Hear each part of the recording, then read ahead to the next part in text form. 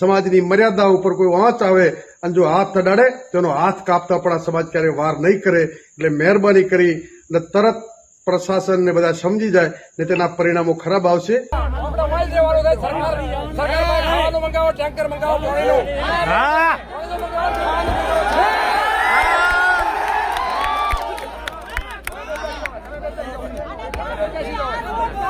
जो भी हमारे इस मुल्क में आगे खड़ा हो जाएगा वो कोई कायदा कानून की बात आज में हो जाएगा. वो सब आंदोलन करते रहना.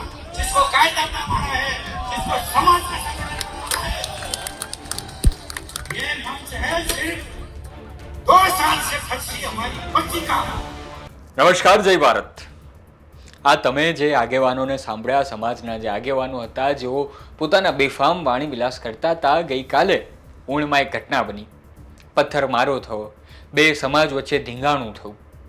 આ ધીંગાણામાં તમે જોયું કે આ જે આગેવાનો હતો તેમના હાથમાં પથ્થરા હતા.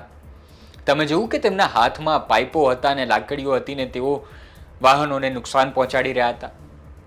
નહીં જોયા હોય તમે, કારણ કે આ બેફામ વાણી વિલાસ કરતા આગેવાનો જાણે છે કે ક્યાં અટકવું ને ક્યાં છટકવું.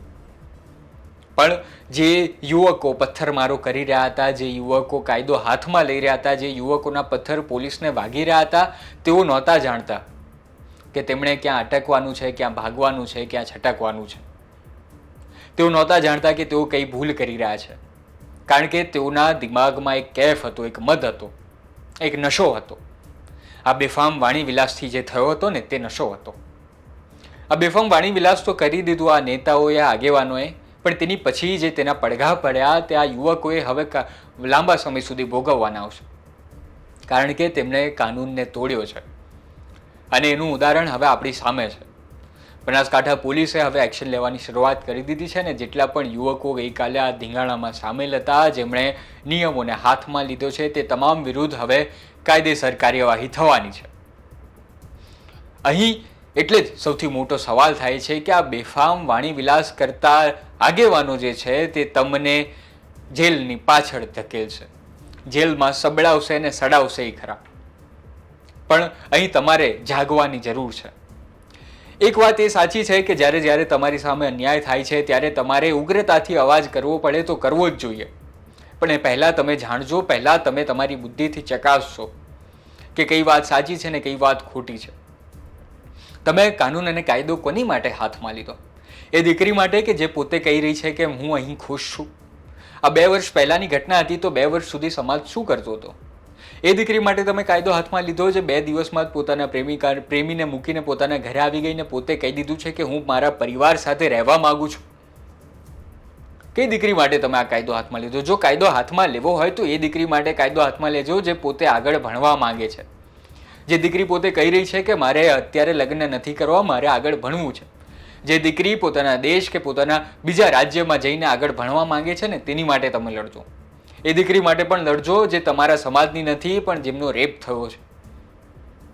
જ્યારે જ્યારે શોષણ થાય છે ને એ દીકરી માટે લડજો. અને લડવું જ હોય ને તો એની માટે લડો કે તમારા ઘરમાં જ્યારે પાણી નથી આવતું ને ત્યારે બેડા ઉચકીને તમારી માં કે બહેન જ્યારે દૂર સુધી ચાલે છે ને એની માટે લડો. તમે ઘરમાં વીજળી નથી આવતી ને તો એની માટે લડો. શેની માટે લડ્યા? પણ એ યુવકો ત્યારે અંધ હતા, તેમની આંખે એક ડાગલા પહેરાવી દેવામાં આવ્યા હતા ને આ ડાગલા પહેરાવ્યા હતા બેફામ વાણી વિલાસ કરતા આગેવાનોએ. તમે જેમને સમાજના નામે વોટ આપ્યા એ નેતાઓ ક્યાં છે? જે ઠાકોર સમાજ, ચૌધરી સમાજ અને રબારી સમાજના નામના કારણે તમે જેમને વોટ આપ્યા એ નેતાઓ અત્યારે કેમ ચૂપ છે? કારણ કે તેઓ જાણે છે કે ક્યાં બોલવું ને ક્યાં ન બોલવું. પણ આ યુવકો નથી જાણતા કે ક્યારે આપણે હાથમાં પથ્થરો લેવો ને ક્યારે ન લેવો. અને તેના કારણે અત્યારે હવે તેમની ઉપર પોલીસ એક્શન થવાની જ છે. મૂળ આખા આ જે ઘટના બની તેનો સાર શું નીકળે છે? સાર એ જ નીકળે છે કે આવા બેફામ વાણી વિલાસ કરતા આગેવાનોથી ચેતવું, સાવધાન રહેવું, નહીં તો એ તમારી જેલમાં જિંદગી સબડાવશે. ને આવું એક બનાસકાંઠા જ એક ઉદાહરણ નથી, આપણી સામે આવા ઘણા બધા ઉદાહરણો છે જેમાં નેતાઓ બેફામ વાણી વિલાસ કરીને છટકી જાય છે ને પછી જેલના સળિયા પાછળ ગોંધાયેલા રહે છે એ સમાજના યુવકો. પછી તમે સમાજના નામે કદાચ પાછા માંગણીએ કરશો કે હવે તમે છે એમને જેલ મુક્ત કરો કે તેમના પર લાગેલા કાનૂન જે છે તે દૂર કરો, કાયદાઓ દૂર કરો. પણ એ ફરજ કેમ પડી? શું આ કારણ યોગ્ય હતું કે તમે કાયદો હાથમાં લીધો, એક પોલીસ ઉપર પથ્થર ફેંક્યો? વિચારવાનું તમારે છે. જણાવજો કોમેન્ટ કરીને આ વિડીયો કેવો લાગ્યો તે, અને આ બેફામ વાણી વિલાસ કરતા નેતાઓને શું કહેવું છે તમારે તે પર જરૂર જણાવજો.